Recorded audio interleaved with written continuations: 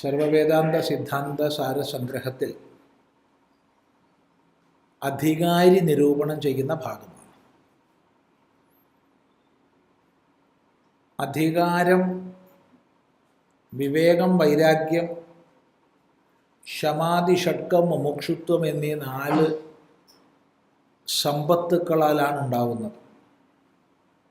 വിവേകം, വൈരാഗ്യം, ശമാധി, ഷഡ്കം, മുമുക്ഷുത്വം. അതിൽ വൈരാഗ്യജനകമാകും വിധം ഉള്ള വിചാരങ്ങളാണ് ഇവിടെ ചെയ്യുന്നത്. എങ്ങനെയാണ് വൈരാഗ്യം? കുറേ ശ്ലോകങ്ങളായിട്ട് തുടരുകയാണ് അതേ വിഷയം.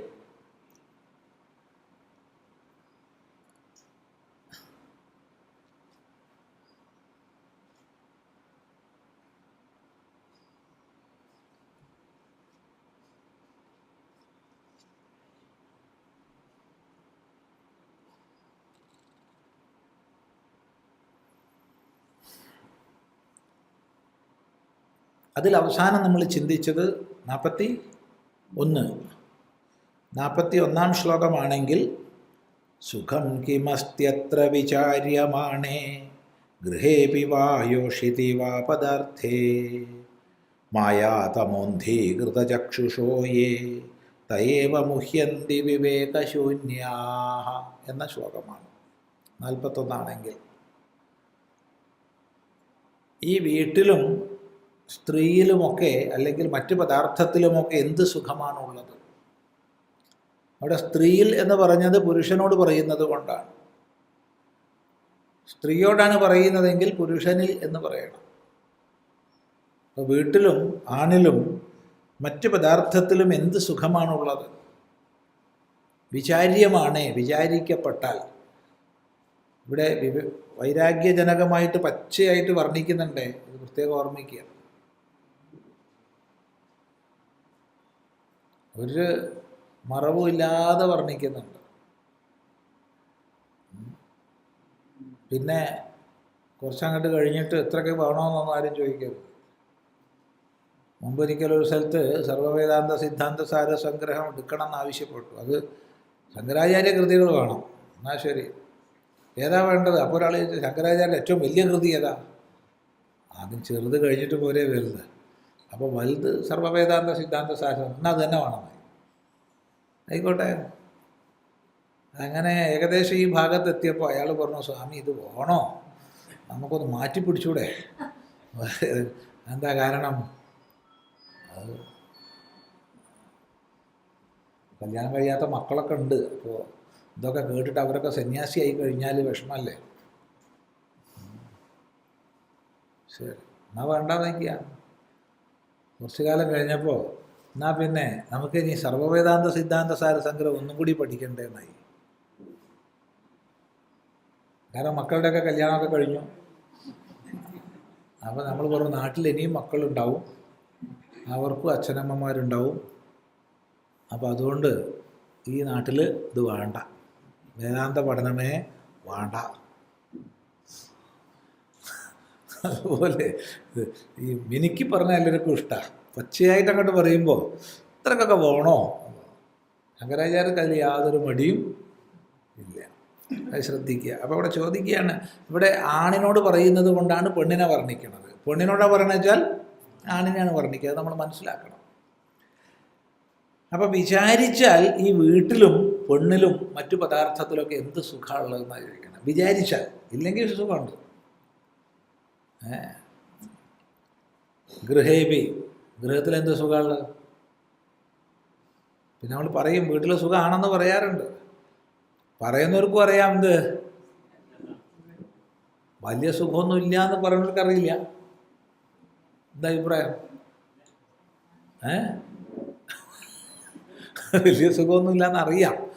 എന്നാലും നമ്മളങ്ങോട്ട് സ്വയം സമാധാനിക്കുക, ഇവിടെ സുഖം തന്നെ, അവിടെയും സുഖമെന്ന് വിശ്വസിക്കുന്നു എന്നൊക്കെ പണ്ട് കാലത്ത് കത്തെഴുതാറുണ്ട്. ഇപ്പോൾ കത്തുമില്ല.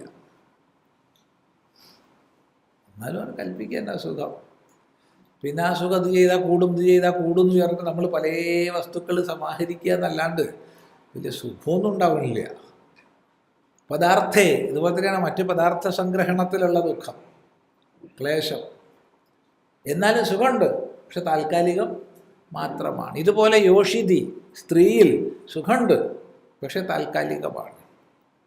അപ്പം വിചാര്യമാണ്, വിചാരിക്കപ്പെട്ടാൽ ഇതൊക്കെയാണോ ആത്യന്തികമായ സുഖം? അല്ലല്ലോ. അപ്പം പിന്നെ എങ്ങനെയാണ് അതിലൊക്കെ വീണ് പോണത് ചോദ്യം. അപ്പം പറയാണ് മായാതമോന്ധീകൃത ചക്ഷുഷ, മായയാകുന്ന ഇരുട്ടിനാൽ അന്ധീകൃതമായ, അന്ധീകൃതം എന്ന് പറഞ്ഞാൽ ഇരുളടയ്ക്കപ്പെട്ട ചക്ഷുഷ, കണ്ണോട് കൂടിയവർ, വിവേകശൂന്യാഹ, വിവേകശൂന്യന്മാർ, അവരാണ് ഇതിൽ ഒക്കെ മോഹിച്ചു കഴിയുന്നത്. ഇതാണ് നമ്മൾ പഠിച്ച ശ്ലോകം. അതുകൊണ്ടത് വ്യാഖ്യാനിക്കേണ്ട ആവശ്യമില്ല. തുടർന്ന് അടുത്ത ശ്ലോകം. അവിചാരിതരമണീയം സർവമുദുംബരഫലോപമം ഭോഗ്യം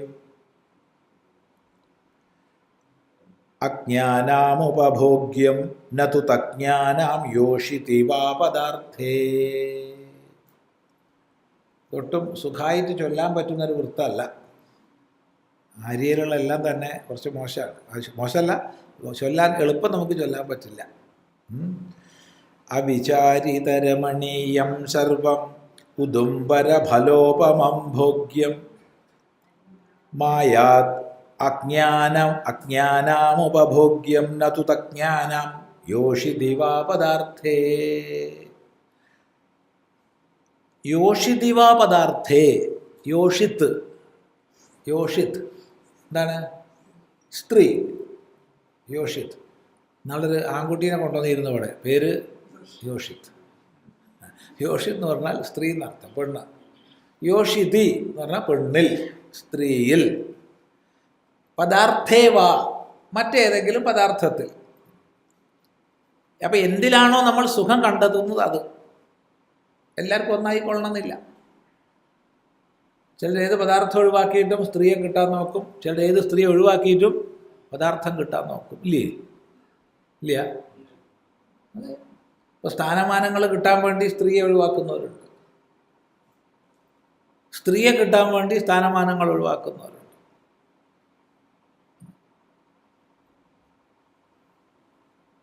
നമ്മുടെ അടുത്തൊരു അമ്മ വന്നിരുന്നു,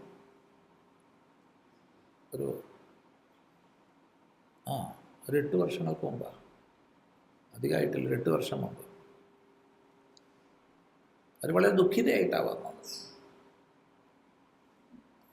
ഇന്നത്തെ സമൂഹത്തിൻ്റെ എന്തായാലും പറയുക, സ്റ്റാറ്റസോ അങ്ങനെ കുറച്ച് കേമായിട്ടുള്ളൊരു നിലപാടിൽ ജീവിക്കുന്നതാണ്.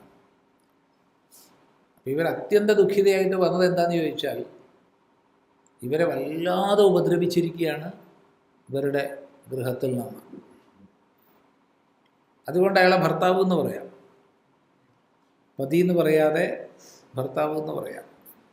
ഭർത്താവ് വല്ലാതെ ഉപദ്രവിച്ചിരിക്കുകയാണ്. എന്താ പ്രശ്നം വെച്ചാൽ, അവരുടെ ഇടയ്ക്ക് ഈ വൈഫ് ഷെയറിങ്, വൈഫ് എക്സ്ചേഞ്ച് എന്നൊരു പരിപാടിയുണ്ട് അവരുടെ ആ ഒരു സ്റ്റാറ്റസിലുള്ളവരുടെ ഇടയ്ക്ക്. അപ്പോൾ എൻ്റെ പത്നിയെ മറ്റേയാൾക്ക് കൊടുക്കണം, അയാളുടെ പത്നിയെ ഞാൻ എടുക്കണം. ഇങ്ങനെ അവർ ക്ലബ്ബിൽ നിന്ന് ഷെയർ ചെയ്യും. ഡാൻസ്, മദ്യപാനവും ഡാൻസൊക്കെ കഴിഞ്ഞാൽ. കേരളത്തിലാണ്, ഇവരെവിടെയല്ല, കേരളത്തിലാണ്. വലിയ ഓഫീസേഴ്സാണ് അവർ, വലിയ ഓഫീസേഴ്സാണ്. അപ്പോൾ ആ ഓഫീസേഴ്സ് ക്ലബിലാണ് ഈ പരിപാടിയുള്ളത്. അപ്പോൾ ഈ അമ്മ ഇതിന് കൂട്ടു നിൽക്കുന്നില്ല. അതിനാണ് വല്ലാതെ ശാരീരിക ഉപദ്രവമൊക്കെ ഏൽപ്പിച്ചു.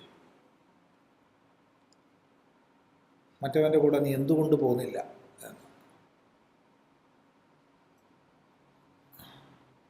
അപ്പോൾ ഇവിടെ ആ ഒരു പദവി, സ്ഥാനമാനം സൂക്ഷിക്കാൻ വേണ്ടിയിട്ട് പത്നിയെ ഒഴിവാക്കാൻ തയ്യാറാണ്. അതുകൊണ്ടാണ് പറഞ്ഞത് ഏതാണ് കാമ്യം എന്നുള്ളത് നമുക്ക് പറയാൻ പറ്റില്ല എന്നുള്ളത്. മനസ്സിലായില്ലേ? അതുകൊണ്ട് സ്ത്രീയിലാവട്ടെ മറ്റു പദാർത്ഥത്തിലാവട്ടെ യാതൊരു ഭോഗ്യമുണ്ടോ, ഭോഗിക്കപ്പെടേണ്ടുന്ന ഭാവം, അതെങ്ങനെയുള്ളതാണ്? അവിചാരിതരമണീയം. അവിചാരിതരമണീയമാണ്. വളരെ രമണീയമല്ലേ എന്ന് വെച്ചാൽ വളരെ രമണീയമാണ്, അസലാണ്, രമിക്കാൻ യോഗ്യമായതാണ് രമണീയം. എന്നാൽ അവിചാരിതമാണ്. വിചാരം ചെയ്തു കഴിഞ്ഞാലോ ഒരു വസ്തുവില്ല. പേര് ഉള്ളി എന്നാണ്. അപ്പോൾ ഉള്ളിൽ എന്തോ ഉണ്ടെന്ന് വിചാരിച്ച് പൊളിക്കാൻ തുടങ്ങിയാലോ പിന്നെ എങ്ങനെയാ ഉള്ളിന്ന് പേര് വന്നേ? ഉള്ളിൽ എന്തോ ഉണ്ടെന്നാണല്ലോ ഉള്ളി, ഉള്ളിലുള്ളതാണല്ലോ ഉള്ളി. പൊളിച്ചപ്പോൾ അടുത്ത പൊളിക്കണം, അടുത്ത പൊളിക്കണം. അവസാനം നോക്കുമ്പോഴോ ഒന്നുമില്ല. ഇതുപോലെയാണ് അവിചാരിത രമണീയം. കെട്ടിപ്പൊക്കി വെച്ചത് കണ്ട എന്തോ കേമാൻ തോന്നും, പക്ഷെ മനസ്സിലാക്കി നോക്കുമ്പോൾ ഒന്നുമില്ല. അതാണ് അവിചാരിത രമണീയം. സർവം ഭോഗ്യം. ഈ ഭോഗ്യങ്ങളൊക്കെ ഏതുപോലെ?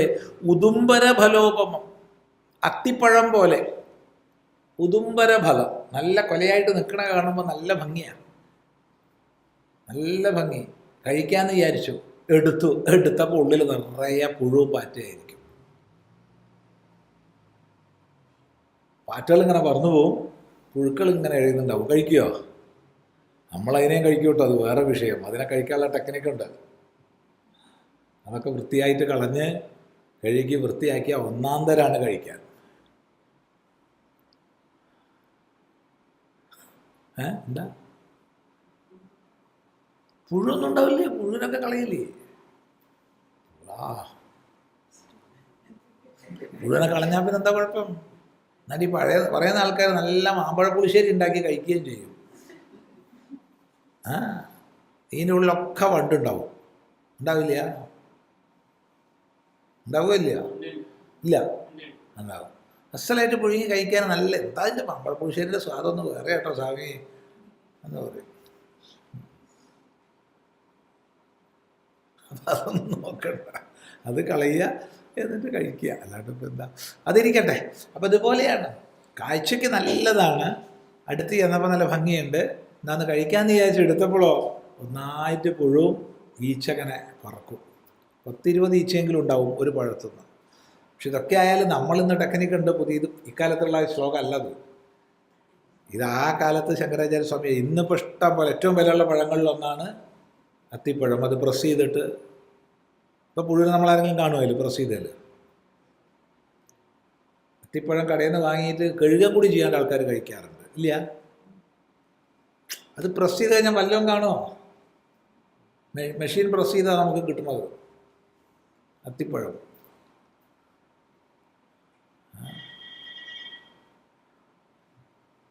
എന്താ ഓരോരുത്തർ മുഖമൊക്കെ വികൃതാക്കുന്നുണ്ട്. വലിയ വിലയുള്ള പഴമല്ലേ? അല്ല, അപ്പം അത് ശങ്കരാചാര്യ സ്വാമിക്ക് അറിയില്ല. ആ കാലത്ത് അത്തിപ്പഴം അങ്ങനെ ഈ പുഴുവും ഇതൊക്കെ ഉള്ളതേ അറിയുള്ളൂ. ഇന്നത്തെ കാലത്തുള്ള പോലെ പ്രസ് ചെയ്യാനുള്ള ടെക്നിക്കൊന്നും അന്നില്ല. അപ്പം അത് കഴിക്കാൻ തോന്നും. തുറന്നു നോക്കിക്കഴിഞ്ഞാൽ പുഴുവും ഈച്ചയാണ്. അതാണ് ഇവിടെ ഉദ്ദേശിച്ചിട്ടുള്ളത്. ഇതുപോലെ ഉദുംബര ഫലോപമം, അതുപോലെയാണ് ഭോഗ്യങ്ങളൊക്കെ. കേമാന്ന് വിചാരിച്ചു, പിന്നെയാണ് മനസ്സിലാവുന്നത് എന്ത് ഒന്നുമില്ല എന്ന് മാത്രമല്ല, ഒക്കെ പുഴുവും ഈച്ചയും ഒക്കെയാണ്. പിന്നെ എന്താ? പിന്നെ ആകെ സമാധാനിപ്പിക്കുക, ഇത്രേ വഴിയുള്ളൂ. നീ എൻ്റെ പ്രിയപ്പെട്ട ആളാണ്, ഞാൻ നിൻ്റെ പ്രിയപ്പെട്ട ആളാണെന്ന് പറഞ്ഞ് അങ്ങനെ കഴിഞ്ഞു കൂടല്ലാണ്ട് പിന്നെ വേറെ വഴിയില്ല. ഒരു പരസ്പര അഡ്ജസ്റ്റ്മെൻറ്റിൻ്റെ മുകളിൽ അങ്ങനെ പോവുക. അതാണ് പിന്നെ ഉള്ളത്. അവിചാരിത രമണീയം സർവം ഉദുംബര ഫലോപമം ഭോഗ്യം അജ്ഞാനാമുപഭോഗ്യം. ഇത് അജ്ഞന്മാർക്ക് ഉപഭോഗ്യമാണ്. അജ്ഞന്മാർക്ക് ഉപഭോഗ്യമാണ്.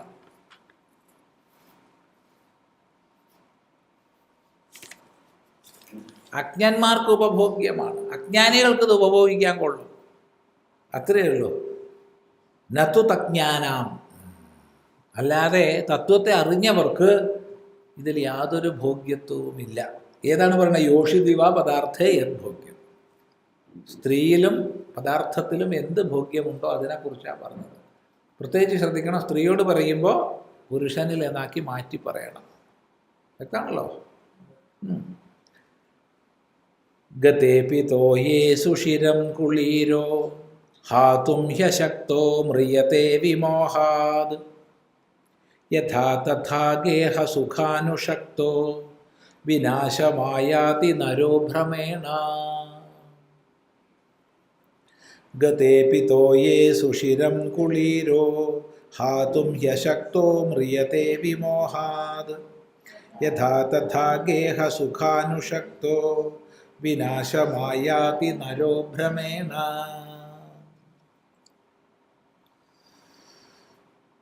ചിപ്പിയിൽ ആ ഒരു വിശേഷമായ സമയത്ത് ഒരു തുള്ളി വെള്ളം അകത്തേക്ക് പ്രവേശിച്ചാൽ അത് പിന്നീട് മുത്തായി മാറി. ഏറ്റവും വില കൂടിയ മുത്തായി മാറി. പക്ഷെ അതിനകത്തുള്ളതിന് എന്താ സംഭവിക്കുന്നത്? അത് മരിച്ചു. അല്ലെങ്കിൽ നമ്മളെ ലൗകിക ഭാഷ പറഞ്ഞാൽ ചത്തുപോയി ഇല്ലേ? അത് മരിച്ചു എന്നൊക്കെ പറയാം. ഇപ്പം പൂച്ച മരിച്ചു എന്നൊക്കെ പറഞ്ഞ ആൾക്കാർ എന്താ അങ്ങനെ പറയണമെന്ന്? പൂച്ച ചത്തു എന്ന് പറഞ്ഞാൽ സന്തോഷം. അതെ, എലി മരിച്ചു എന്നൊക്കെ പറയുമ്പോൾ ഒരു വിഷമം പോലെയാണ് ആൾക്കാർക്ക്. നമുക്കതിൻ്റെ ആവശ്യമില്ല. അപ്പം ഇവിടെ മരിച്ചു തന്നെ പറയുകയാണ്. അതങ്ങ് മരിച്ചു പോവാണ്. ഒരു തുള്ളി വെള്ളം, സുഷിരം തോയേ സുഷിരം ഗതേ, ആ സുഷിരത്തിലൂടെ അകത്തേക്ക് ഒരു തുള്ളി വെള്ളം പ്രവേശിച്ചാൽ കുളീരഹ, അതിനുള്ളിലുള്ള ജന്തു, മുത്തായി തീരുന്ന ജന്തു, മുത്തുച്ചിപ്പിക്ക് ഉള്ളിലുണ്ടായിരുന്ന ആ ജന്തു, അതാണ് കുളീരം. ഈ കുളീരത്തിന് ഹാതും ഹ്യശക്ത, ഈ വെള്ളത്തെ പുറത്താക്കാൻ കഴിയുന്നില്ല. സുഷിരത്തിലൂടെ ഒരു തുള്ളി വെള്ളം അകത്ത് കടന്നാൽ, ഇവിടെയാണ് ശ്രദ്ധിക്കേണ്ടത്. ഇത് എവിടെ ജീവിക്കുന്ന ജന്തുവാണ്? വെള്ളത്തിൽ. അത് പുറത്തേക്ക് ഇട്ടിട്ടാണ് എല്ലാ വെള്ളമൊക്കെ ഉപയോഗിക്കേണ്ടത്. അതിനകത്തേക്ക് വെള്ളം കടക്കാൻ പാടില്ല. അകത്തേക്ക് വെള്ളം ഒരു തുള്ളി കടന്നാൽ മരിച്ചു. ഹാതും ഹ്യശക്ത, ഒഴിവാക്കാൻ വയ്യാതെ, ശക്തിയില്ലാതെ കണ്ട് മ്രിയതേ, മരിച്ചു പോകുന്നു. അത് പിന്നീട് നല്ല മുത്തായിട്ട് മാറും.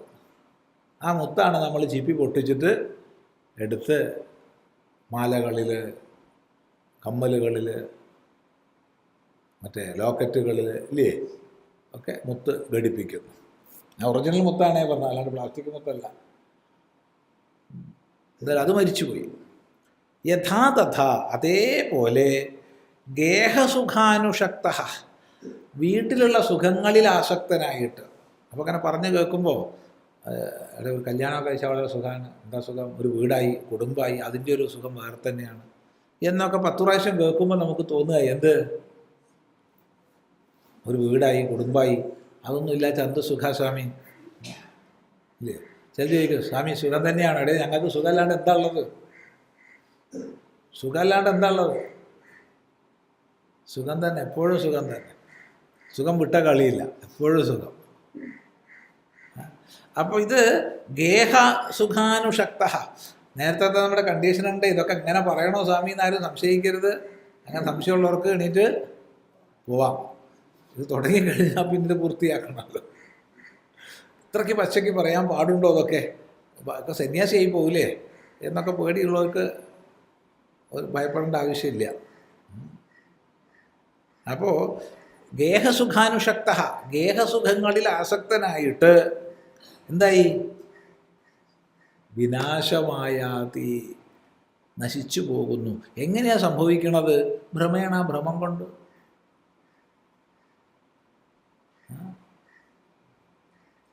അല്ലേ? വളരെ രസകരമായിട്ട് നമ്മളെ കുഞ്ഞുണ്ണി മാഷ് പറയില്ലേ, കേട്ടപ്പോൾ കാണാൻ തോന്നി, കണ്ടപ്പോൾ കെട്ടാൻ തോന്നി, കെട്ടി നോക്കുമ്പോൾ കഷ്ടം പെട്ടുപോയെന്നും തോന്നി. തോന്നലാണ് എല്ലാം എന്നതൊരാശ്വാസമായും തോന്നി. അവിടെയാണ് വേദാന്തം. മാഷ്ട എല്ലാ കൃതിയിലും ഒരു വേദാന്തത്തിൻ്റെ സന്ദേശം ഉണ്ടാവും. വലിയ വേദാന്തി ആയിരുന്നല്ലോ അദ്ദേഹം. തോന്നലാണ് എല്ലാം എന്നതൊരാശ്വാസമായും തോന്നി. അത് പലർക്കും തോന്നാറില്ല. അപ്പോൾ പൊട്ടലും ചീറ്റലുമായിട്ട് ലഹള ബഹളം എല്ലാ വീട്ടിലും പോകുകയാണ്. പോക്കുള്ള നിർബന്ധമാണ് എല്ലാ വീട്ടിലും. ഇല്ല, ഞങ്ങളെ വീട്ടിലില്ല എന്ന് ആർക്കെങ്കിലും പറയാൻ പറ്റുമോ? കള്ളം പറഞ്ഞേക്കരുത്. എന്തെങ്കിലും പൊട്ടലും ചീറ്റലും ദിവസം ഉണ്ടാവില്ലേ? ഉണ്ടാവും. ഇതൊക്കെ ആലോചിച്ചിട്ടാണോ കഴിച്ചത് കല്യാണം? അല്ലല്ലോ.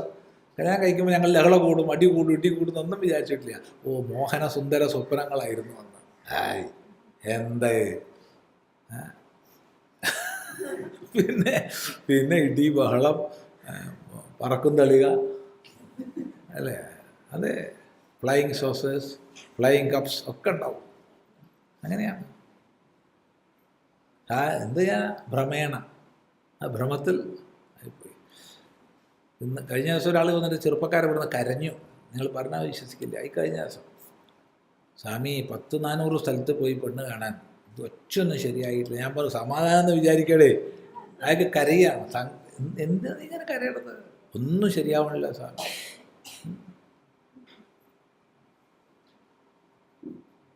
ആരോടെ സങ്കടം പറയണത്? അതാ ഇതിനെ തമാശ. എന്നാൽ പിന്നെ ഗൃഹസ്ഥനോട് പോയി പറഞ്ഞാൽ തിരക്കേടില്ല. ഏട്ടാ നിങ്ങൾ കല്യാണം കഴിച്ചില്ലേ, എൻ്റെ സങ്കടം നിങ്ങൾ നോക്കൂ എന്ന് പറഞ്ഞാൽ തിരക്കേടില്ല. ഇതല്ല, ഞങ്ങളോടാ പറയണത്. അത് മറ്റതിനേക്കാൾ വിട്ടിത്തരാണ്. ഇത് ഈ ജ്യോത്സ്യന്മാർ പറഞ്ഞയക്കാറുണ്ട്, സന്യാസയോഗമുള്ളവർ വെച്ച് നമസ്കാരത്തിന്. അതുപോലെയാണ്. വെച്ച് നമസ്കാരത്തിന് സന്യാസയോഗം ഇല്ലാണ്ടാക്കാൻ വേണ്ടിയിട്ട് ചെറുപ്പക്കാരനെ ഞങ്ങളുടെ അടുത്തേക്ക് പറഞ്ഞയച്ചാൽ എങ്ങനെ ഉണ്ടാവും? അടുത്തു കൂടെ എങ്ങാണ്ട് യോഗം ഉണ്ടെങ്കിൽ ഞങ്ങൾ പിടിച്ചിട്ട് സന്യാസി ആക്കൂല അയാളെ? ഇല്ല. എന്താ അഭിപ്രായം? എത്ര പേര് ഇവിടെ വരാറുണ്ട് ജ്യോത്സ്യന്മാർ പറഞ്ഞയച്ചിട്ട്. ഓ, സ്വാമിക്കൊരു വെച്ച് നമസ്കാരം ചെയ്യാൻ പറ്റും. എന്തിനാ അത് ഒരു സന്യാസയോഗം ഉണ്ട്, അത് ഇല്ലാണ്ടാവാൻ വേണ്ടിയിട്ടാണ്. ഏടാ, എന്തൊരു കഷ്ടം അത്. ഇതിൽ ഏത് ജ്യോത്സ്യന്മാരാ പറഞ്ഞയക്കണമെന്ന് അറിഞ്ഞാൽ നന്നായിരുന്നു. അവരുമായിട്ടൊരു ടൈപ്പ് ഉണ്ടാക്കിയാൽ ആശ്രമം സുഖമായിട്ട് നടന്നു പോകും. ദിവസം ഒരു ഇങ്ങനെ 10 പേര് വന്ന് നമസ്കരിച്ചാൽ ചില്ലാനം കുറച്ച് കിട്ടിയില്ലേ? ഒരു ബോർഡും ഇത്ര മണി തൊട്ട് ഇത്ര മണി വരെ വെച്ച് നമസ്കാരം, മിനിമം ഇത്ര രൂപ ദക്ഷിണ. എന്തൊക്കെയാണ് നടക്കുന്നത് ഒന്നും പറയണ്ട. ശരി. അപ്പം ഇവിടെ ഈ മുത്തുച്ചിപ്പിക്ക് ഉള്ളിലേക്ക് കടന്ന വെള്ളത്തെ പുറത്താക്കാൻ സാധിക്കാതെ കണ്ടത് സ്വയം മരിക്കുകയാണ് ഇവിടെ ഇതിൻ്റെ ഉള്ളിൽ. അതുപോലെ വീടിനുള്ളിൽ പോയാൽ നല്ല സുഖം ഉണ്ടാവുമെന്നും വിചാരിച്ച് ഗേഹസുഖാനുഷക്തനായി വിനാശമായാതി നരഹ, മനുഷ്യനും. അതുകൊണ്ട് മലയാളത്തിൽ നല്ലൊരു ചൊല്ലുണ്ട്, കല്യാണം കഴിഞ്ഞു എന്ന്. ഇല്ലേ? ഇല്ല, കല്യാണം കഴിഞ്ഞു എന്നുവെച്ചാൽ എൻ്റെ ജീവിതത്തിൽ യാതൊരു കല്യാണവും ഇല്ല, കല്യാണമൊക്കെ കഴിഞ്ഞു പോയി. അതാണ്. സന്യാസിമാരൊന്നും കല്യാണം കഴിഞ്ഞിട്ടില്ല, അവർ കല്യാണത്തിൽ തന്നെ ജീവിക്കുകയാണ്.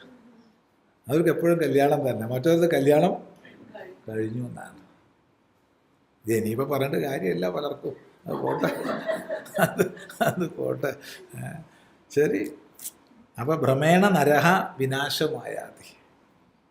ഇതൊക്കെ വൈരാഗ്യം ജനിപ്പിക്കാനാണ് ഭാഷ്യകാരൻ പറയുന്നത്. ശ്രദ്ധിക്കുക.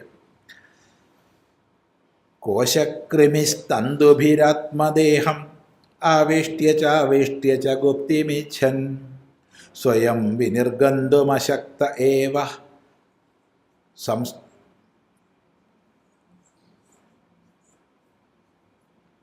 സൻ സ്വയം വിനിർഗന്തുമശക്ത ഏവ സൻ തതസ്തദന്തേ മ്രിയതേ ച ലഗ്നഃ. കോശക്രിമിസ്തന്തുഭിരാത്മദേഹം ആവേഷ്ട്യ ച ഗുപ്തിമിച്ഛൻ. ഗുപ്തിമിച്ഛൻ, ഗുപ്തി രക്ഷ, ഗുപ്തി രക്ഷ. ഗുപ്തിം ഇച്ഛൻ, രക്ഷയെ ഇച്ഛിക്കുന്നവനായ കോശക്രിമി, പട്ടുനൂൽപ്പുഴു. അപ്പോൾ പട്ടുനൂൽപ്പുഴു എന്താഗ്രഹിക്കുന്നു? എനിക്ക് രക്ഷപ്പെടണം ചുറ്റുപാടിൽ നിന്ന് ആഗ്രഹിക്കുന്നു. അങ്ങനെ ആഗ്രഹിച്ചിട്ട് എന്ത് ചെയ്യും?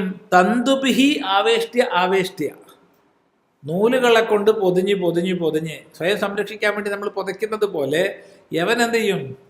നൂല് കൊണ്ട് വട്ടം ചുറ്റി തന്നെ സംരക്ഷിക്കുകയാണ്. തനിക്കൊരു സംരക്ഷണ കവചം തീർക്കുകയാണ്. അങ്ങനെ ആവേഷ്ട്യ ചുറ്റി സ്വയം വിനിർഗന്തും അശക്ത, പിന്നെ പുറത്തു പോകാൻ പറ്റുന്നില്ല. വിനിർഗന്തും അശക്ത സൻ തദന്തേ മ്രിയതേ. ഒടുവിൽ മരിക്കുന്നു. അപ്പോഴത്തേക്ക് മനുഷ്യന്മാർ വരും, ഇത് പറിക്കും, തിളച്ച വെള്ളത്തിൽ ഇടും. എന്തായി? ഏറ്റവും പരിശുദ്ധമായ വസ്തു എന്താണ്? പട്ട്. പട്ട് ഏറ്റവും പരിശുദ്ധമാണ്. നല്ലൊരു പട്ടുസാരി എത്ര പട്ട് നൂൽപ്പുഴുവിനെ കൊല്ലണം? 40,000. നല്ല ക്വാളിറ്റിയുള്ള ഒരു പട്ടുസാരി വേണമെന്ന് പറഞ്ഞാൽ 40,000 പട്ടുനൂൽ പുഴുവിനെ കൊന്നിട്ടുണ്ടാക്കുന്നതാണ്. അതാണ് ശുദ്ധമായ വസ്തുവാണ് കേട്ടോ. ബാക്കിയൊക്കെ അമ്പലത്തിൻ്റെ ഉള്ളിലേക്കൊക്കെ കൊണ്ടുപോകണമെങ്കിൽ അലക്കണം. പക്ഷെ പട്ടാണെങ്കിൽ അലക്കണ്ട, ശുദ്ധ. ഒരിക്കലും അശുദ്ധാവില്ല. എന്ത്? 40,000 പട്ടുനൂൽ പുഴുക്കളെ കൊന്നിട്ടുണ്ടാക്കിയതാണ്. നല്ല സാരിയാണെങ്കിൽ, ക്വാളിറ്റി. പിന്നെ കുറച്ചൊരു മിക്സ് ആണെങ്കിൽ 20,000 15,000 ഒക്കെ മതി. ഡ്യൂപ്ലിക്കേറ്റ് ആണെങ്കിൽ അതൊന്നും വേണ്ടി വരും. അത് പട്ട് എന്നുള്ള പേരിൽ പ്ലാസ്റ്റിക് ആവും, അത് വേറെ. ഒറിജിനൽ പട്ട് സാരിയാണെങ്കിൽ ഒരു 40,000 പട്ട് പുഴുക്കളെ വേണം. ആ ഉടുത്ത് നടക്കുമ്പോഴൊരു സുഖം എന്താല്ലേ? എന്താ ശരിയല്ലേ? അപ്പം ഇവിടെ സംഭവിക്കുന്നത്, സ്വയം രക്ഷയ്ക്ക് വേണ്ടി ചുറ്റും നൂലുണ്ടാക്കി, നൂല് കൊണ്ട് ചുറ്റി ചുറ്റി ചുറ്റി ചുറ്റി കവചം ഉണ്ടാക്കി, അവസാനം കവചത്തിൽ നിന്ന് ഇതിന് രക്ഷപ്പെടാൻ പറ്റില്ല. അപ്പോഴത്തെ മനുഷ്യൻ വന്നതിനെ തിളച്ച വെള്ളത്തിലിട്ട് അതിനെ കൊന്ന് നൂലെടുത്തു. ഇതുപോലെ ബാക്കി പറയണ്ടല്ലോ. നമ്മൾ നമ്മുടെ രക്ഷയ്ക്ക് വേണ്ടി അത് വേണം ഇത് വേണം എന്ന് പറഞ്ഞ് പലതുണ്ടാക്കി. ഭർത്താവ് വേണം, പിന്നെന്ത് വേണം? ഭാര്യ വേണം, പിന്നെന്ത് വേണം? മക്കൾ വേണം, പിന്നെന്ത് വേണം? മക്കൾ വേണം. അവസാനം രക്ഷപ്പെടാൻ പറ്റുന്നില്ല.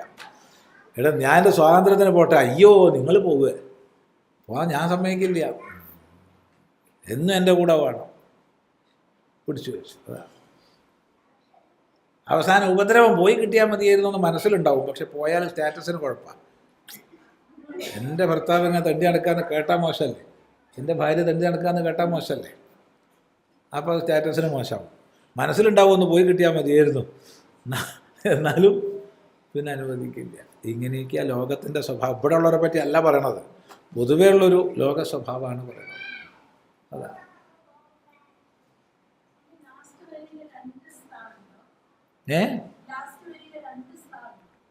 തതഃ തദന്തേ മ്രിയതേച ലഗ്നഃ. ലഗ്നഃ കുടുങ്ങിയവൻ. അവിടെ സ്വയം വിനിർഗന്തും അശക്ത ഏവ സൻ. സന് എന്നുള്ളത് മൂന്നായി മാറും സന്ധി വരുമ്പോൾ. അവിടെ സകാരം ആദേശം വരും. തതഃ തദന്തേ തസ്യന്തേ തദന്തേ തസ്യന്തേ. അതിൻ്റെ അവസാനത്തിൽ എന്തായി? മ്രിയതേശ ലഗ്നഃ. അപ്പം ഛേദിക്കേണ്ടത് ഇങ്ങനെയാണ്: സന് തതഃ തദന്തേ. അപ്പോൾ 3 താ വരും അടുത്തടുത്ത്. തതഃ തദന്തേ. യഥാ തഥാ പുത്രകളത്രമിത്രസ്നേഹാനുബന്ധൈർഗ്രഥിതോ ഗൃഹസ്ഥഃ കദാപി വാ താൻ പരിമുച്യ ഗേഹാത് ഉദ്ഗന്തും ഗന്തും ന ശക്തോ മ്രിയതേ മുധൈവ. ഇതേപോലെ ഏതുപോലെ? പട്ടുനൂൽപ്പുഴു തൻ്റെ രക്ഷയ്ക്ക് വേണ്ടി ഈ നൂല് നെയ്ത് നെയ്ത് നെയ്ത് ചുറ്റി ചുറ്റി ചുറ്റി അതിനുള്ളിൽ ചത്തുപോകുന്നത് പോലെ, യഥാ തഥാ അതേപോലെ പുത്രകളത്ര മിത്രസ്നേഹാനുബന്ധൈ. മക്കള് പത്നി, മിത്രങ്ങൾ, കൂട്ടുകാർ തുടങ്ങിയ സ്നേഹാനുബന്ധങ്ങളാൽ അവരോടുള്ള സ്നേഹം നമ്മളെ തന്നെ കെട്ടുകയായി. ഭാര്യയോടുള്ള സ്നേഹം, കുട്ടിയോടുള്ള സ്നേഹം, കൂട്ടുകാരനോടുള്ള സ്നേഹം, കൂട്ടുകാരിയോടുള്ള സ്നേഹം, ഇത് നമ്മളെ തന്നെ കെട്ടുകയാണ്. അങ്ങനെ കെട്ടിപ്പൊതിഞ്ഞ് വെച്ചിട്ട് അനുബന്ധൈ ഗ്രഥിത, കെട്ടപ്പെട്ടവനായി. അങ്ങനെ കെട്ടുന്നവർക്ക് നമ്മൾ പറയുന്ന പേരാണ് ബന്ധുക്കൾ. ബന്ധു ഇല്ലേ? എന്താ ബന്ധു പറഞ്ഞാൽ? ബധ്നാദി, ബന്ധിക്കുന്ന, കെട്ടുന്നവൻ. ശരിക്കും അർത്ഥം മനസ്സിലാക്കിയാൽ ആരും അങ്ങനെ ബന്ധു എന്ന് പറയില്ല കേട്ടോ. ഇതൊക്കെ എൻ്റെ ബന്ധുക്കളാണ് പറയാറുണ്ട്. ഇവരൊക്കെ എന്നെ കെട്ടിയിടുന്നവരാണെന്ന് അർത്ഥം. ഈ പരിധിക്ക് അപ്പുറത്തേക്ക് നീ പോകരുത് എന്നാണ് കെട്ടുന്നതിൻ്റെ സ്വഭാവം. ഒരു പരിധി ഞാൻ കെട്ടുന്നുണ്ട്, അതിൻ്റെ ഉള്ളിൽ നീ നിന്നോളണം. ആണോ അല്ല? എന്താ അഭിപ്രായം? ചിലർക്കൊക്കെ പറയാൻ മടിയുണ്ടാവും, എന്നാലും ചിന്തിക്കുക അല്ലേ എന്നുള്ളത്. ഇപ്പുറത്തേക്ക് നോക്കിക്കോളൂ, ഇപ്പുറത്തേക്ക് നോക്കരുത്, അല്ല ഇപ്പുറത്തേക്ക് നോക്കാം, ഇപ്പുറത്തേക്ക് നോക്കരുത്, ഇങ്ങനെയൊക്കെയാണ്. നീ ആണുങ്ങളൊക്കെ നോക്കിക്കോളൂ, ഒറ്റ പെണ്ണിനെ നോക്കരുത്, അല്ലെങ്കിൽ നീ പെണ്ണുങ്ങളൊക്കെ നോക്കിക്കോളൂ, ഒറ്റ ആണിനെ നോക്കരുത്. ഇങ്ങനെ ഓരോ കണ്ടീഷൻ വെച്ചിട്ട് ഒക്കെ കെട്ടപ്പെട്ടു, എല്ലാം കെട്ടി വെച്ചിരിക്കുക. നീ അങ്ങോട്ട് പോകരുത്, ഇങ്ങോട്ട് പോകരുത്. ആദ്യം വിചാരിച്ചെന്താ, അത് കേമാവെന്ന് വിചാരിച്ചിട്ടാണ് ഈ കെട്ടിലേക്ക് പോയത്. പോയി നോക്കുമ്പോഴാണ് ഗ്രഥിത, കെട്ടപ്പെട്ടവനായി, ഗൃഹസ്ഥ, വീട്ടിൽ തന്നെ ഇരിക്കുന്നവനായി, കഥാപി താൻ പരിമുച്യ ഗേഹാത് ഗന്ധും ന ശക്ത. ഇതൊക്കെ ഉപേക്ഷിച്ച് പോകാനുള്ള ശക്തിയോട്ട് കിട്ടണമില്ല. കാരണം തനിക്കും ഒരു അഡ്രസ്സും ഒരു പരസ്പര ആശ്രയത്വമൊക്കെ ആവശ്യമാണ്. ആദ്യം ഒന്നും ഉണ്ടായിരുന്നില്ല, ഇത് കുറച്ച് ശീലിച്ചു കഴിഞ്ഞാൽ അങ്ങനെയാണ്. ഈ ഏതെങ്കിലും ഒരു സാഹചര്യത്തിൽ നമ്മൾ ശീലിച്ചു കഴിഞ്ഞാൽ, ഇപ്പോൾ വലിയൊരു ഇപ്പോൾ സന്യാസി ആയിക്കോട്ടെ, സന്യാസി ഇപ്പോൾ ഒരാശ്രമമായി, കുറേ പേര് ഒക്കെ കൂടെയായി, ഒരുപാട് സംവിധാനങ്ങളായി, ആളായി, സേവ ചെയ്യാൻ ആളായി, പിന്നെ ഇതൊന്നും ഇല്ലാത്തൊരു ലോകത്തിലേക്ക് പോകാൻ പറ്റില്ല. ഈ പല വലിയ ഡിഗ്നിറ്ററീസ് എന്നൊക്കെ പറയുന്നവർക്കുള്ള വലിയ രോഗമുണ്ട്, അവർക്ക് ഒറ്റപ്പെടാൻ പറ്റില്ല. എപ്പോഴും നടക്കുമ്പോൾ ഒരു 10 പേരെങ്കിലും ചുറ്റും വേണം. അത് ശ്രദ്ധയില്ല. വലിയ വലിയ സെലിബ്രിറ്റീസ് ആയിട്ടുള്ള ആൾക്കാർ നടക്കുമ്പോൾ 5-6 പേര് കൂടെ ഉണ്ടാവും. 5-6 പേരുണ്ട്. അവിടെ അവർ ശോഭിക്കും. അല്ല, അവരിപ്പോൾ ഷൂട്ടിങ്ങിലൊക്കെ ആണെങ്കിൽ, സിനിമാ നടന്മാരൊക്കെ ആണെങ്കിൽ ഇടിച്ച് 10 പേരൊക്കെ വീഴ്ത്തണതൊക്കെ അവർ ഏകാന്തത്തിലുള്ളതും അവർ ഷൂട്ട് ചെയ്യും. പക്ഷേ ഏകാന്തത്തിൽ ഷൂട്ട് ചെയ്യുന്നത് എവിടുന്നാണ്? ആൾക്കൂട്ടത്തു നിന്നാണ്. അത് മനസ്സിലായില്ല. അവർക്ക് ആൾക്കൂട്ടത്തിൽ നിന്ന് വിട്ടിട്ട് ഒറ്റയ്ക്ക് ജീവിക്കാൻ പറ്റില്ല. വലിയ ഒരു അഗോരോഫോബിയ അല്ലേ? അഗോരോഫോബിയ ഉണ്ട്. അത് അവർക്ക് ഒറ്റയ്ക്ക് പോകാൻ പറ്റില്ല, ഒറ്റയ്ക്ക് പോകാൻ പറ്റില്ല. കാരണം എപ്പോഴും 10 പേര് കൂടെ വേണം. ഞാനായിട്ട് ഒറ്റപ്പെട്ട് പോവുക ആൾക്കൂട്ടത്തിൽ ഒറ്റപ്പെട്ട് പോയി കഴിഞ്ഞാൽ നെർവസ് ആവുക, ആകെ ചിലപ്പം കാറ്റ് പോകും. അതെ, ഒറ്റയ്ക്കാവുമ്പോഴുള്ള ഭയം അല്ല, അത് വേറെയാണ്. അത് മോണോഫോബിയാണ്. അത് വേറെ, ഇത് വേറെ. മോണോഫോബിയ എന്ന് പറഞ്ഞാൽ ഒറ്റയ്ക്കാവുമ്പോഴുള്ള പേടിയാണ്. നമ്മളെവിടെയെങ്കിലും ഒറ്റയ്ക്ക് വിട്ടുപോയി കഴിഞ്ഞാൽ പേടി. ഇതല്ല, ഇത് ആൾക്കൂട്ടത്തിലാണ് ഈ പേടി ഉണ്ടാവുക. മിക്കവാറും സെലിബ്രിറ്റീസിനുള്ള രോഗം അത്. നമ്മൾ സിനിമകളിലൊക്കെ കാണുന്ന ഗംഭീരന്മാരില്ല, അധികം ആൾക്കാർക്ക് ഈ രോഗമുണ്ട്. എല്ലാവർക്കും ഒന്നുമില്ല, അധികം ആൾക്കാർക്കും ഉണ്ട്. പേരൊന്നും ചോദിക്കരുത്.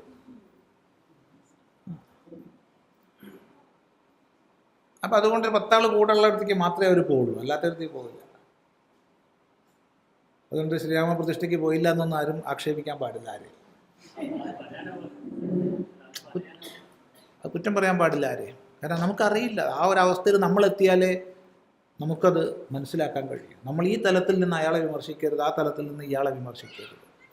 അത് പ്രത്യേകം ശ്രദ്ധിക്കണം. വലിയ ദൗർബല്യം വരും. അതുതന്നെയാണിത്. ഇത് രക്ഷയ്ക്കായിക്കൊണ്ട് എന്തായി? ഭാര്യയായി, കുട്ടികളായി, കൂട്ടുകാരായി, പിന്നെ ഇതൊന്നും വിടാൻ വയ്യാന്നായി. ഞാൻ വിചാരിച്ചു ഞാൻ അവളെ കെട്ടിയെന്നാ, നോക്കുമ്പോൾ അവൾ എന്നെയാണ് കെട്ടിയത്. കുട്ടികളോ, എൻ്റെ കുട്ടികളെന്നാ വിചാരിച്ചത്. അവരെന്നെ പൊതിഞ്ഞു വെച്ചു. ഇനി അനങ്ങാൻ വയ്യ, അങ്ങോട്ടും ഇങ്ങോട്ടും പോകാൻ വയ്യ, എൻ്റെ സ്വാതന്ത്ര്യം മുഴുവൻ എല്ലാം പോയി കെട്ടി. എന്നിട്ടോ ഗേഹാത് ഗന്ധും ന ശക്ത, വീട്ടിൽ നിന്ന് പുറത്തേക്ക് പോകാനുള്ള ശക്തി പോലും ഇല്ലാതായി. മ്രിയതേ മുധൈവ, അവസാനം മുധൈവ, വെറുതെ മരിച്ചു പോകുന്നു. മിക്ക വീട്ടിലും കാണാറുണ്ട്, വലിയ ഫോട്ടോ ഉണ്ടാവും, വലിയൊരു ഫോട്ടോ. ഇതാരാ അത്? അച്ഛനാണ്. എന്താ പറ്റിയത്? പോയി, അച്ഛൻ മരിച്ചപ്പോൾ ഞങ്ങളൊരു ഫോട്ടോ വെച്ചു. എന്താ അച്ഛൻ്റെ പേര് എന്നതാ. എന്ത് ചെയ്തു അയാൾ? ജനിച്ചു, മരിച്ചു. ഇന്ന കൊല്ലം ജനിച്ചു, ഇന്ന കൊല്ലം മരിച്ചു. സമൂഹത്തിന് എന്ത് ചെയ്തു? തനിക്ക് വേണ്ടി എന്ത് ചെയ്തു? തൻ്റെ ജീവിതത്തിൽ കൃതാർത്ഥത ഉണ്ടാക്കാൻ വേണ്ടി എന്ത് ചെയ്തു? അല്ലെങ്കിൽ സമാജത്തിന് തൻ്റെ ജീവിതം കൊണ്ട് എന്ത് ചെയ്തു? അതൊന്നും ചെയ്തില്ല. ജനിച്ചു, ജീവിച്ചു, മരിച്ചു. മുധൈവ, വെറുതെ മരിച്ചു പോകുന്നു. ഏതുപോലെ? ഈ കോശകൃമി മരിച്ചു പോകുന്ന പോലെ. ഇത്രയ്ക്കൊന്നും പറയാൻ പാടില്ല കേട്ടോ എന്ന് ആരും ഇങ്ങോട്ട് പറയരുത്. ആർക്കെങ്കിലും പറയാനുണ്ടെങ്കിൽ ശങ്കരാചാര്യരോട് നേരിട്ട് പറഞ്ഞോളാം. കാരാഗൃഹസ്യ ചകോ വിശേഷ പ്രദൃശ്യതേ സാധു വിചാര്യമാണേ മുക്തേ പ്രദീപത്വമിഹാപി പുംസ കാന്താസുഖാഭ്യുത്ഥിതമോഹപാശൈഃ.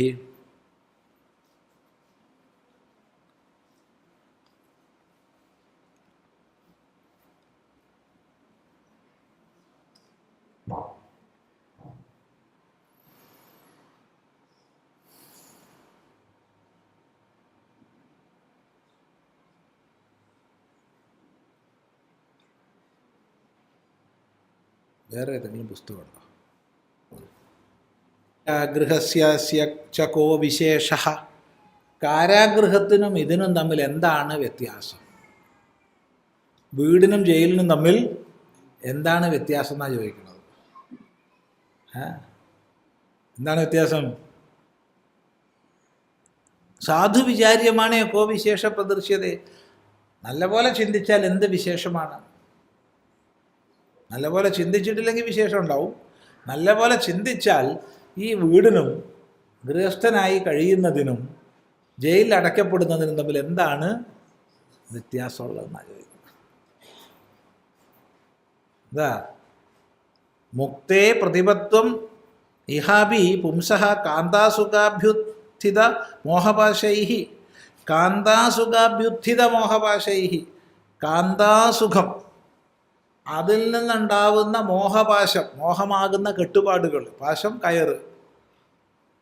കാന്ത പുരുഷനോട് പറയുന്നുണ്ടാ, സ്ത്രീയോട് പറയാച്ചാൽ കാന്ത. കാന്ത എന്നുള്ള ദീർഘം വേണ്ട, കാന്ത മതി. അപ്പം കാന്തനിൽ നിന്നുള്ളതായ സുഖം സ്ത്രീയെ സംബന്ധിച്ച്, പുരുഷനെ സംബന്ധിച്ചോ കാന്തയിൽ നിന്നുള്ളതാകുന്ന സുഖം. അങ്ങനെയുള്ളതായ സുഖമുണ്ടാക്കി തീർക്കുന്ന മോഹം. മോഹം ശരിയും തെറ്റും തിരിച്ചറിയാത്ത അവസ്ഥാവിശേഷം. അതിൻ്റെ കയറുകളിൽ നിന്ന് രക്ഷപ്പെടുന്നതിനായിക്കൊണ്ട് പ്രയത്നിക്കപ്പെടേണ്ടതാകുന്നു മനുഷ്യന്. ഏതുപോലെ കാരാഗൃഹത്തിൽ അടച്ചവന് അവിടുത്തെ ചങ്ങലയിൽ നിന്ന് രക്ഷപ്പെടാനുള്ള വ്യഗ്രതയാണുള്ളത്. അവിടെയും കുടുങ്ങിക്കിടക്കുകയാണ്, ഇവിടെയും കുടുങ്ങിക്കിടക്കുകയാണ്. അവിടെ ഒരു വാതിലും ഒരു കാവലും ഉണ്ടാവും, ഇവിടെയും വാതിലും കൂടുതലുണ്ടാവും, അതിനൊക്കെ കാവലും ഉണ്ടാവും. അവിടെയും കുടുങ്ങിക്കിടക്കുന്നു, ഇവിടെയും കുടുങ്ങിക്കിടക്കുന്നു. എന്താണ് വ്യത്യാസം എന്നാണ് ചോദിക്കുന്നത്. അറിയില്ല. ശങ്കരാചാര്യസ്വാമി ചോദിക്കുകയാണേ, ചിദാനന്ദസ്വാമി അല്ലേ. അതുകൊണ്ട് ഗൃഹസ്പൃഹാ പാദനിബദ്ധ ശൃംഖല കാന്താസുതാശാ പടുകണ്ഠപാശാ ശീർഷേ പദത് ഭൂര്യശനിർഹി സാക്ഷാത് പ്രാണാന്തഹേതു പ്രബലാധനാശാ. ഗൃഹസ്പൃഹ പാദനിബദ്ധ ശൃംഖല. ഗൃഹസ്പൃഹ, വീടിനോടുള്ള സ്പൃഹ, വീട്ടിലുള്ള സ്പൃഹ. സ്പൃഹ ആഗ്രഹം, വീടിനോടുള്ള ആഗ്രഹം, വീട്ടിലുള്ള ആഗ്രഹം, വീടുമായി ബന്ധപ്പെട്ട ആഗ്രഹം. അതെന്താണ് പറയണത്? പാദനിബദ്ധ ശൃംഖല, കാലിലുള്ള ചങ്ങലയാണ്. കാലിൽ ചങ്ങല ഇട്ടാൽ നമുക്ക് ആ ചങ്ങല അനുവദിക്കുന്ന അത്ര ദൂരം വരെ നടക്കാം. അതിനപ്പുറത്തേക്ക് നടന്നാൽ മുറിഞ്ഞ് ചോര ഒഴിച്ച് വ്രണമായി.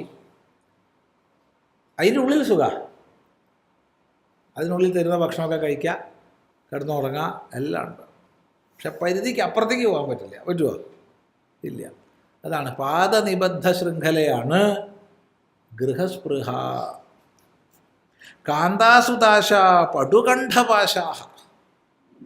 കാന്തയിലും മക്കളിലുമുള്ള ആശ, പത്നിയിലും മക്കളിലുമുള്ളതായ ആശകൾ,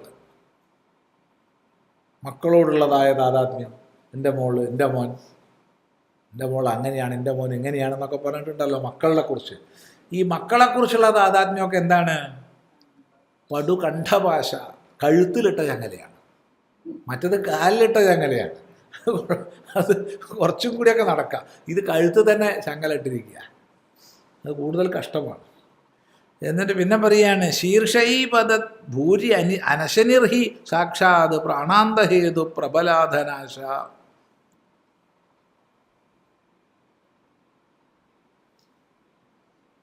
ധനാശ, ധനത്തിലുള്ള ആശ. പണം ഇനിയും വേണം, ഇനിയും വേണം, ഇനിയും വേണമെന്ന് പണത്തിലുള്ള ആഗ്രഹം. എന്താണ്? സാക്ഷാത് പ്രാണാന്തഹേതു, ശരിക്കും പ്രാണനെ തന്നെ ഇല്ലാതാക്കുന്ന പ്രബലമായ അശനിർഹി. അശനിയാണ്, മിന്നലാണ്. അശനിപാതം, മിന്നൽ തലയിലേറ്റാൽ എങ്ങനെ ഉണ്ടാവും? അതാണ് ശീർഷേ പദഭൂരി അശനിർഹി, ശിരസിൽ പതിക്കുന്ന മിന്നലാണ്. ബാക്കി ഇപ്പോൾ കാലുമലൊക്കെ പതിച്ചു ചിലപ്പോൾ പൊള്ളലേറ്റിട്ട് നമ്മൾ രക്ഷപ്പെട്ടു എന്ന് വന്നേക്കാം. പക്ഷെ തലയിൽ മിന്നലേറ്റാലോ? തലയിൽ മിന്നലേറ്റാൽ കഴിഞ്ഞു. അതുപോലെ ഉള്ളതാണ് ധനാശ. ഇപ്പോൾ കാന്താസുദാശ പടു കണ്ഠപാശ, കഴുത്തിലുള്ള ചങ്ങല. ഗൃഹസ്പൃഹ പാദനിബദ്ധ ശൃംഖല. അപ്പോൾ ഈ കെട്ടുകളൊക്കെ അങ്ങനെ നമുക്ക് വളരെ താല്പര്യമാണ്. എന്തെങ്കിലും ഒരു കെട്ട് എല്ലാവർക്കും ആവശ്യമാണ്, ഇല്ലേ? ഇല്ല, എന്തെങ്കിലും ഒരു കെട്ടില്ലാണ്ടിരിക്കാൻ സാധിക്കുന്നില്ല. എന്തെങ്കിലും കെട്ട് എല്ലാവർക്കും വേണം. ഈ കെട്ടുകളാൽ ബദ്ധരായിട്ടാണ് നമ്മൾ കഴിയുന്നത്. എന്തായാലും നല്ലോണം ചിന്തിച്ച് നോക്കുക, നല്ലോണം വിചാരം ചെയ്യാം. അത്രയും പറയാൻ പറ്റും. 47-ാമത്തെ ശ്ലോകം.